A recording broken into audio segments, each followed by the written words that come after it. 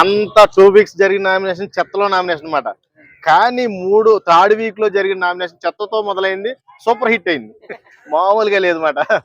నాకైతే నేను చెప్పాను, ఫస్ట్ నుంచి చెప్తానే ఉన్నా, యష్మిని పృథ్వీని ఖచ్చితంగా ప్రతి నామినేషన్ లో పడేస్తారు, దాంట్లో ఎటువంటి డౌట్ లేదు.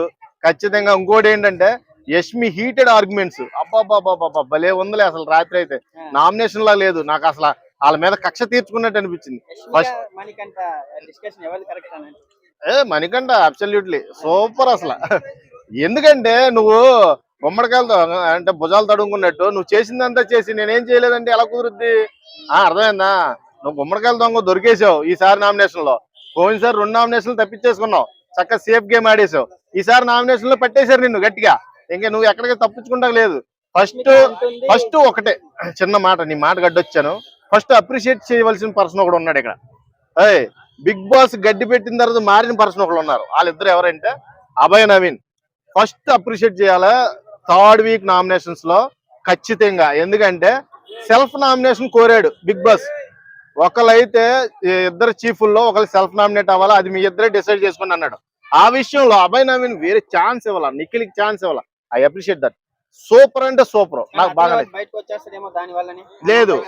శేఖర్ భాష లాగా ఇది హౌస్ మేట్స్ ద్వారా జరిగిన నామినేషన్ అయితే బయటికి వెళ్ళిపోతాడు నువ్వు అన్నట్టే. ఇది ఓటింగ్ ద్వారా జరిగిన నామినేషన్ అయితే అభయ్ నవీన్ ఎప్పుడు కూడా ఎవర్ గ్రీన్ సూపర్.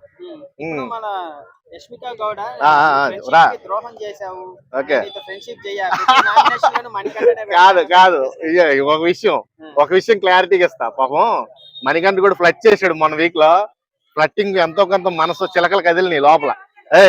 ఆ మనిషికి కూడా కొద్దింత ప్రేమ పుట్టినట్టుంది. వీడు సడన్ గా హీటెడ్ ఆర్గ్యుమెంట్ చేసేసరికి నామినేషన్స్ లో తట్టుకోలేకపోయింది. నువ్వు నా ఫ్రెండ్ అని, నా లవర్ అని, నా వెనకాల తిరిగి నన్ను మోసం చేశారు వేస్ట్ ఫెలో అని తెగ తిట్టేస్తుందన్నమాట. అసలు నాకైతే భలే అనిపించింది, ఏంట్రా ఇలా తిట్టేస్తుందని. నాకు మతిపోయింది కాసేపు అయితే.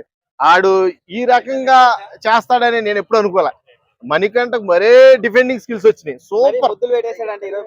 ముద్దులు పెట్టేస్తాడంటే ఒకటే, ఈ యష్మి ఇక ఈయన కొడుకుని ప్రతి నామినేషన్ చేసేస్తా. అది బూతులు తిట్టేస్తుంది బాసు, మరీ దారుణంగా బూతులు తిడుతుంది. అసలు బిగ్ బాస్ షోలా లేదు, అది ఏదో ఇంట్లో ఉన్నట్టు మాట్లాడుకున్నట్టు ఉందాలో. అది ఎక్స్పెషల్లీ ఎంత గడ్డి పెట్టినా మారని వ్యక్తి ఎవరైనా ఉన్నారంటే యష్మియే. చాలా వరకు మార్పు వచ్చింది కనమ వాళ్ళు. ఈవిడికి మట్టికి రాలా, ఈవిడ మట్టికి నామినేషన్లు తోసేస్తారు బయటికి. నాకు ఖచ్చితంగా తొయ్యి కన్నా ఉన్నట్టయితే మనకు మట్టికి రోజు కూడా ఇలాంటి బూతులు ఖచ్చితంగా వినపడతాయి.